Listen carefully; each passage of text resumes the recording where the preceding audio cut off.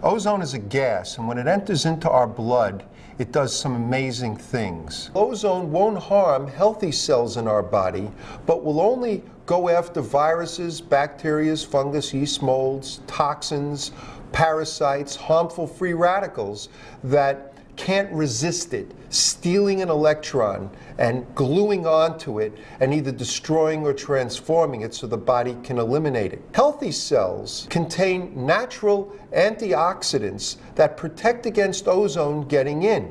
When you inject ozone directly into the body, it actually stimulates healthy cells to make more of these enzymes that will protect against ozone destroying them. So unhealthy cells can't fight it, and only healthy cells can defend against it.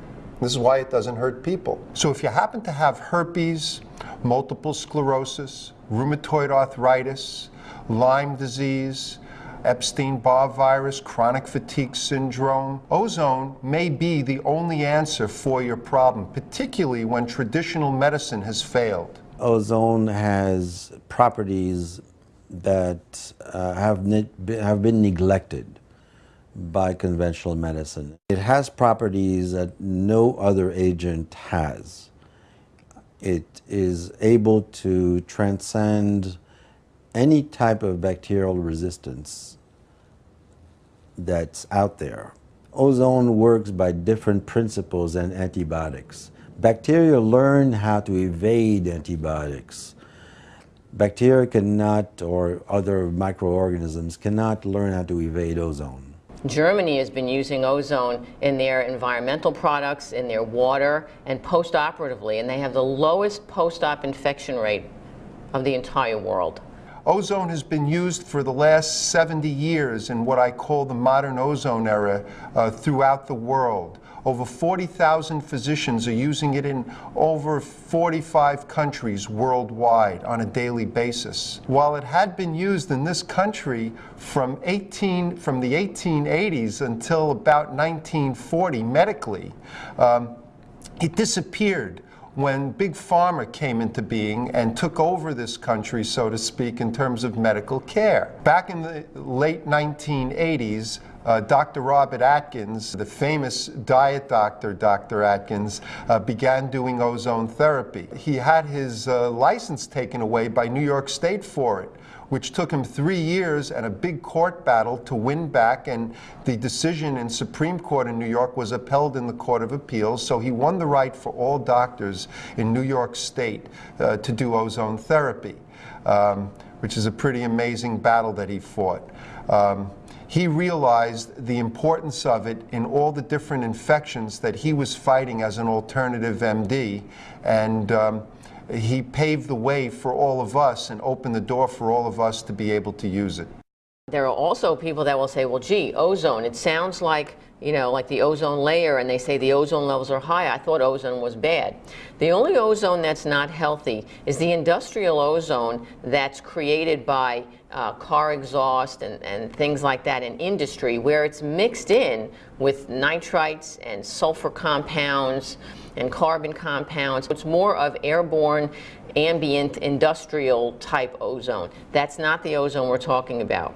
We're talking about taking pure medical oxygen and passing it through a machine where it's charged with high voltage, and the O2 is turned into O3, and O3 is ozone. And when you mix ozone with water, it becomes peroxide, the same stuff we pour on our cuts so that we don't get infections. And what happens when the little bubbles of oxygen come up, it means that the singlet oxygen from the O3 has attached to some kind of a pathogen and neutralized it. So where else that ozone is produced in nature, we produce ozone internally all the time. We create antibodies to the antigens that are seen as foreign to us. Antibodies are opposed to the antigen, to the bacteria, and then the problem for many, many years is what happens between an antibody and an antigen. An antibody and a bacteria, an antibody and a virus. What happens? How does it kill it? Well, this may be surprising to you, but antibodies kill bacteria by using reactive oxygen species, including ozone. In dentistry, we're fighting bacteria. Decay is bacteria eating into teeth. Gum disease is bacteria attacking the gums.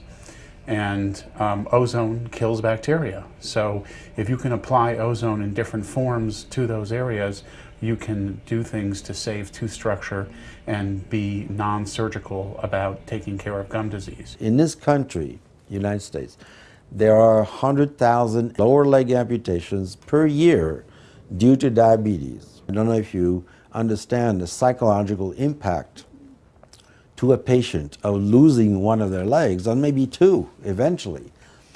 But it's a very, very upsetting situation. If this technology, which is a simple technology, can assist or can prevent amputations, it would be a godsend.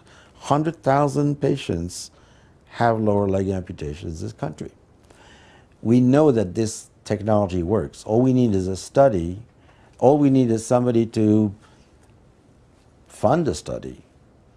And all it would take is like 60 patients, 100 patients, like a control group that receives oxygen around the wound, and another group, therapeutic group, that has oxygen plus ozone, and let's see the difference. We know the difference already. But why the resistance? I've watched not just a person get healthy, but a husband get back his wife, a wife back a husband, or a parent a child, or a child a parent. It heals families.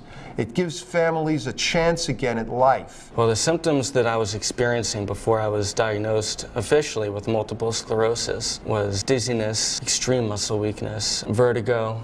If I really wasn't focusing on what I was doing on any particular moment, you would think that I was a drunk person because the slurred speech would be that bad. I go to the neurologist, they give me an MRI, they give me the spinal tap, it comes back, multiple sclerosis. Now that it's been 3 years since I've started and a little bit over a year since I've had my diagnosis reversed, I could tell you that in conventional medicine, their perspective of multiple sclerosis and holistic medicine will agree that the #1 cause for is inflammation. Conventional medicine does not say, well, okay, well, the inflammation is caused by X, Y, and Z, and these are the things that you could do to either stop inflammation or reverse the inflammation. No, that's what holistic medicine does. Conventional medicine doesn't offer that approach at all.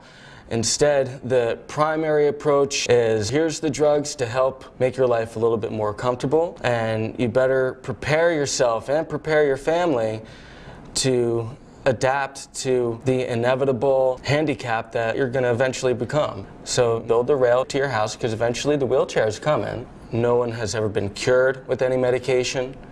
No one has ever reversed anything with any medication for multiple sclerosis.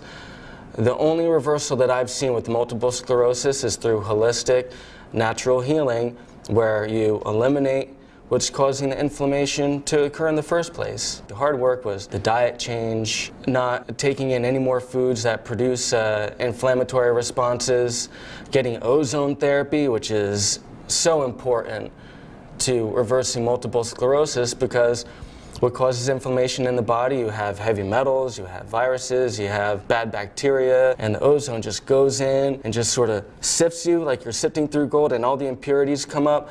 Well, it's the same thing with the ozone therapy.